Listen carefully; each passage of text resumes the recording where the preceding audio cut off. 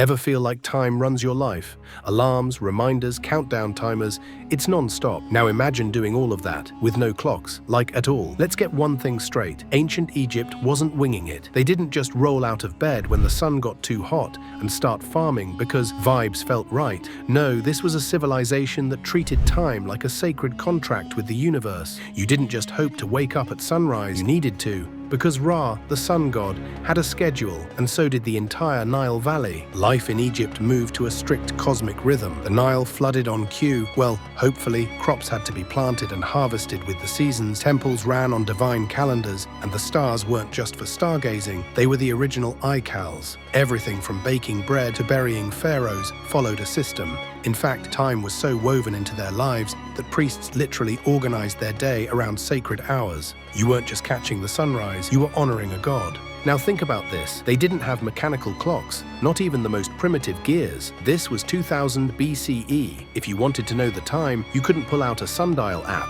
You had to rely on the environment, sunlight, shadows, dripping water, and constellations. But instead of panicking, they leaned into it and built entire systems that not only kept time, but made it meaningful. And it wasn't optional. If a temple ritual was performed too early or too late, it could disturb Ma'at. That's the Egyptian concept of universal balance and order. Imagine explaining to your supervisor that your incense offering missed the sacred window because you overslept. Yeah, no, you'd probably get cursed or reassigned to pyramid duty. This obsession wasn't just religious, it was also political. Kings had to appear in public during specific celestial alignments. Ceremonies were timed to lunar cycles, and if the pharaoh's festival of renewal, called the Heb-Sed, wasn't performed at the right time, it could be seen as a sign of weakness. So being late wasn't just impolite, it was cosmic treason.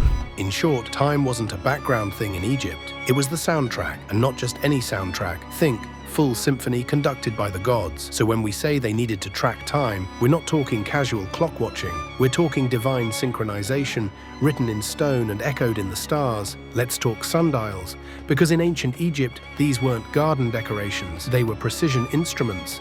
The OG solar gadgets. Forget your digital clocks with glowing numbers and alarm sounds that ruin your dreams. These people were literally casting shadows and calling it science.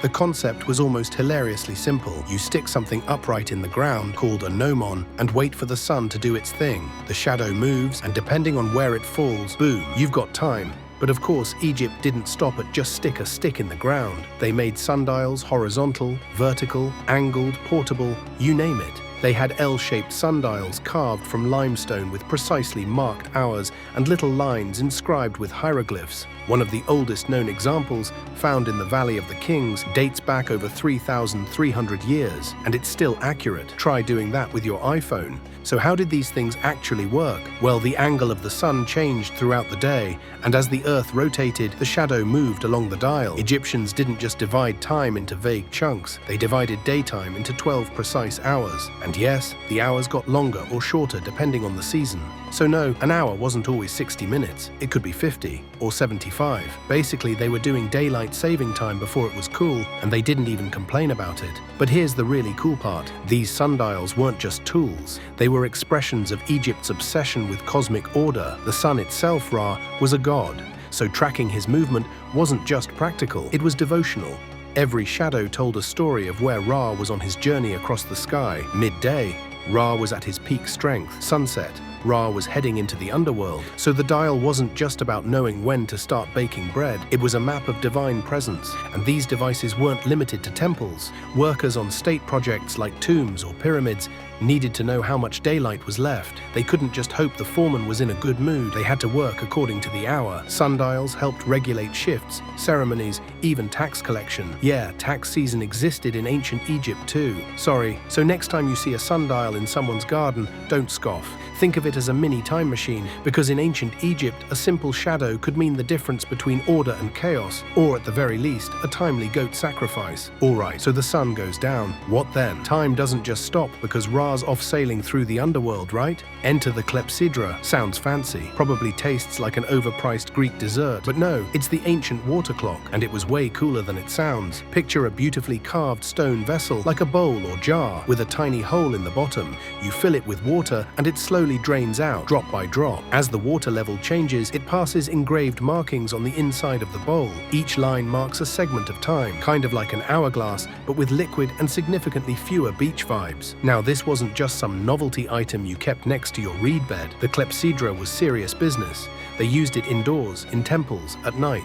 Basically, whenever the sun was slacking off, priests would watch it like a hawk, ensuring ceremonies started at the exact right moment. And if you think your job is boring, imagine being the guy whose entire shift involves monitoring how fast a bowl of water leaks. That's dedication. And despite sounding like a preschool science experiment, these things were surprisingly accurate. One of the best preserved examples was found in the Temple of Karnak, and it dates back to around 1400 BCE. It has 12 evenly spaced lines, each marking 1 hour of the night. They even adjusted for seasons, because night is longer in winter and shorter in summer. That's right, they had seasonal time recalibration built into a stone bowl. Take that, daylight saving. What makes the clepsydra so clever is how it fits into the Egyptian worldview. Water, like time, flowed. It moved predictably, naturally, and in a cycle. The Nile flooded, the moon waxed and waned, Ra rose and set, and the clepsydra mimicked that pattern. It wasn't just a practical tool, it was symbolic, the slow drip of time, like the journey of the soul through the afterlife. Plus, the water clock was immune to cloudy days and moonless nights. Unlike sundials or stargazing tools, clepsydras worked 24/7, as long as someone remembered to refill the thing. Honestly, it was probably the closest they got to a night shift supervisor. So yeah, before there were alarm clocks, there were water clocks. Elegant, silent, and a little passive-aggressive, just like every tool that reminds you time is running out. Now let's talk nighttime. No sun, no water dripping, just the stars, and a priest with excellent neck mobility, because when the lights went out in ancient Egypt, the sky turned into a cosmic clock. The Egyptians didn't just casually glance at the stars like, oh hey, Orion. No, they tracked specific stars, called deacons, that rose and moved across the sky in precise intervals. Each deacon appeared for about 10 days before being replaced by the next one, kind of like ancient celebrity guest stars.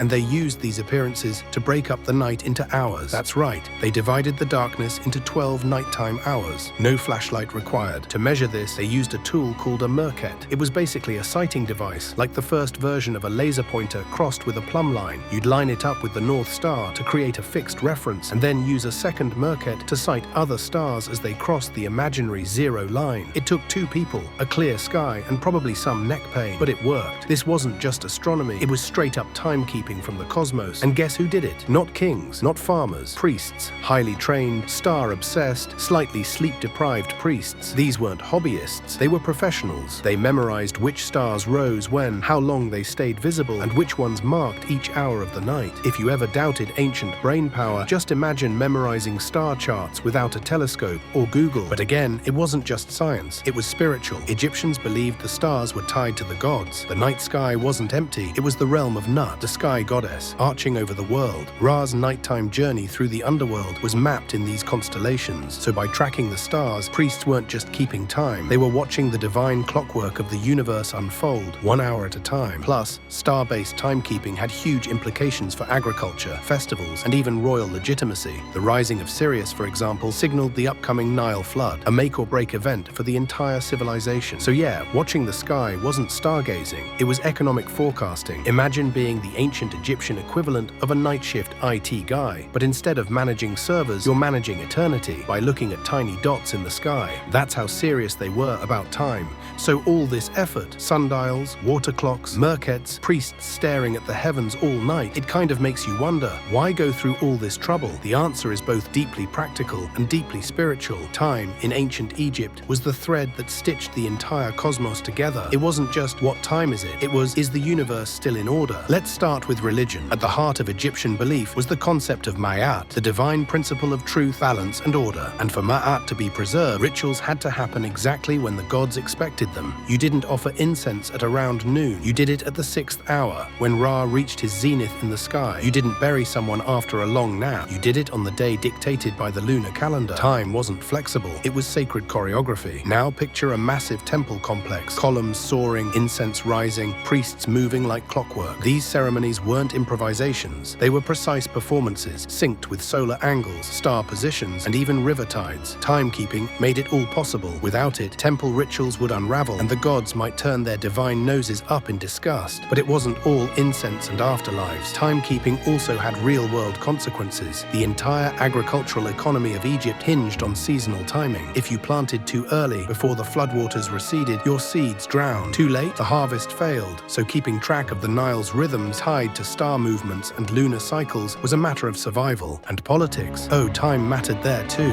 Pharaohs used celestial alignments to validate their power. Coronations, jubilees, and royal festivals were timed to match solar events, like solstices and equinoxes. If you wanted to appear chosen by the gods, you needed your schedule to align with the heavens. Basically, divine right had a calendar invite. Even tomb construction followed cosmic blueprints. The pyramids at Giza are aligned almost perfectly with the cardinal points and may even mirror star constellations. That level of precision didn't happen by guessing. So yeah, tracking time wasn't just helpful, it was how Egypt functioned, religiously, economically, politically, architecturally. They didn't just live in time, they lived with time, and they did it all without a single clock. They didn't have alarms, but they weren't late. Egypt turned shadows, stars, and water into one of the most precise time systems in history, and honestly, they nailed it. Catch you next time, and don't forget, Ra's watching. Subscribe.